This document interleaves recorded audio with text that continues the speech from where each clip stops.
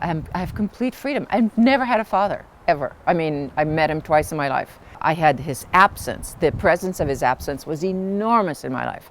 My art making comes out of presencing that absence. For instance, the house we lived in was where all the ships would come in from all over the world to go to the port of Tunis, and I always thought he was going to arrive on the ship. So later on, I used that. I wrote poetry about that. I made boat pieces. Maybe that's where the imagination came in. The unconscious part of it is what moves me. It is these images that come up. I grew up in a Catholic convent in Tunisia. Incredibly beautiful country. Poetry exists everywhere in the street. My mom was a playwright. And when she was 20, her own play was produced in Paris, but she wrote it under a man's name. It was the only way. It was in 1930. So she was a real rebel coming from this upper middle class bourgeois Jewish family. And she was gay, and she was involved in the whole underground lesbian scene in Paris, you know, with Colette's daughter. And then she decided, no, she was going to go to America because she wanted to go to Hollywood. And at the same time, this man and his wife are on their way to Brazil. He was a diamond dealer. My mother falls in love with his wife. He falls in love with her. They follow her to Hollywood. The three of them lived together for 5 years, out of which my brother and I are born. They split up when I was born.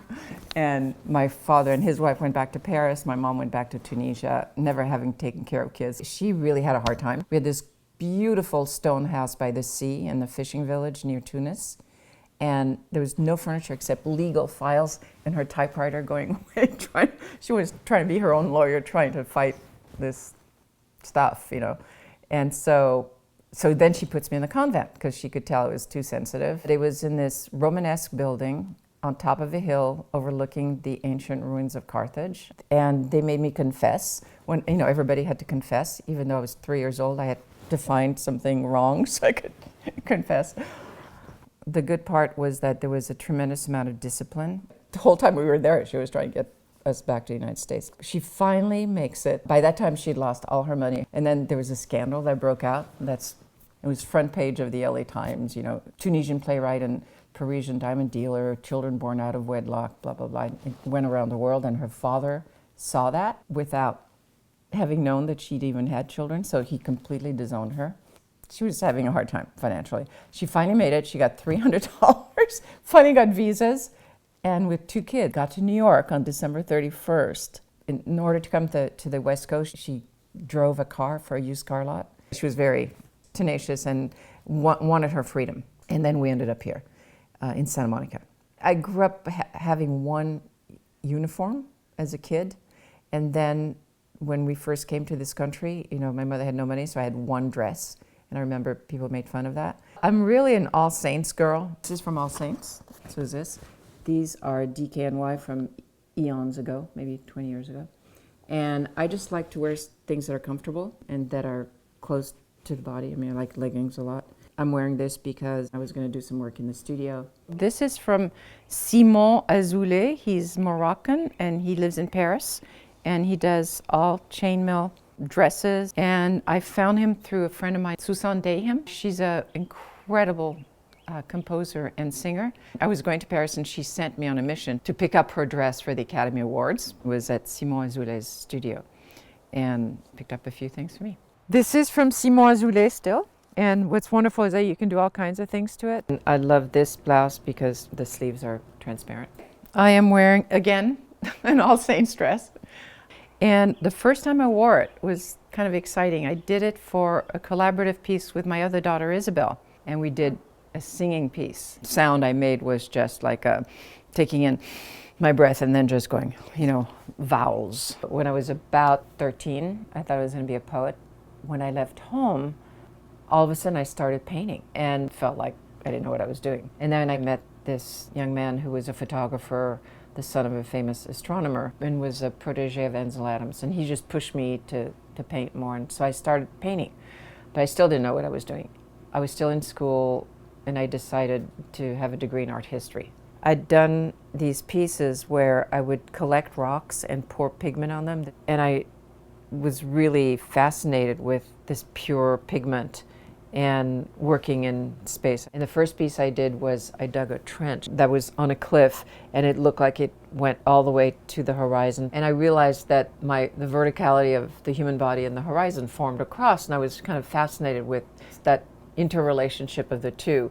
So this one here, I went to the Mojave Desert and I placed these rocks that I'd been doing in my studio in alignment to the stars above. So it was all about these kind of connection points. I did a lot of artwork in Egypt. The waking dream that I had when I was in Egypt was seeing the Earth from space. There was only one continent, and it was in the shape of a honeybee.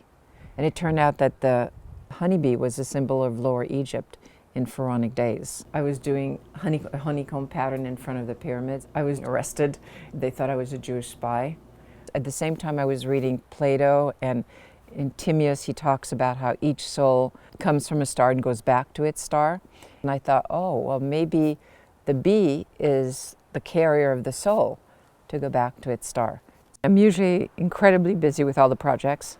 I have to rent a U-Haul, and we're bringing this humongous sphere and these other parts of pieces to show a collector. It's all based on the Fibonacci sequence. It's sequential. You add 0 and 1 and you get 1. You add 1 and 1 and you get 2. 2 and 1 and you get 3. And it's what occurs in all living growth patterns. There's a research being done by this Japanese scientist about water being conscious. So if water is conscious, 70% of the universe is conscious. The prize of life, right? The prize is consciousness. And you don't lose that. I mean, I just marvel at who we are as human beings. The Oxford Dictionary definition of genius is a tutelary being that comes to Earth to help one in this life and after. I'm actually working on a project. It's sort of a book. It's called Genius Remembered, but genius is in 3 fonts. So G-E-N is for our genealogy, I is actually God, and us is us. It's really about multidimensionality. It starts out with this. When I was 10 years old playing in the mud, I used to think we were all like little blades of grass. I had a sense that there was a memory that we had forgotten that needed to be remembered, and that the way of getting there was for each one of us to dig deep within our roots and come back up with our individual blade of grass having become a mirror. And that together, all the mirrored blades of grass would reflect the sky, and through that collective transparency, the memory would make itself known to us, reflecting the sky above, and we would be ready to go to the next level. I've trained myself to continually think in terms of the present moment, to think of it almost in terms of physics, you know, where we're at this moment in time and space. And I think in doing that, it's more like meditation. Fear in front of being in my studio and having to start, like a struggle, like a confrontation, and having to push boundaries. Not always, and certainly I'm beginning to see that it should be about fun. And it is about fun. I'm 68 now. I guess I'm going to be 70 in 2 years. That's like a little scary, but I actually feel the best I've ever felt. One of my lucky things is I am very connected to my kids and their kids' friends and my students. And so I get a lot of energy that way. Well, it's interesting because for so long I wasn't factual and concrete. I was totally out there in the imagination, and I didn't want to have anything to do with this reality, you know. And the last 5 years I have been, and it's been kind of joyful. I love saying that heaven is looking at you. It's the other. I'm amazed at what the other is. Like really, really, really, that's what heaven is. You know, we look at each other and we recognize the incredible beauty, and it's like, you just want to die, right? You just want to dive in there.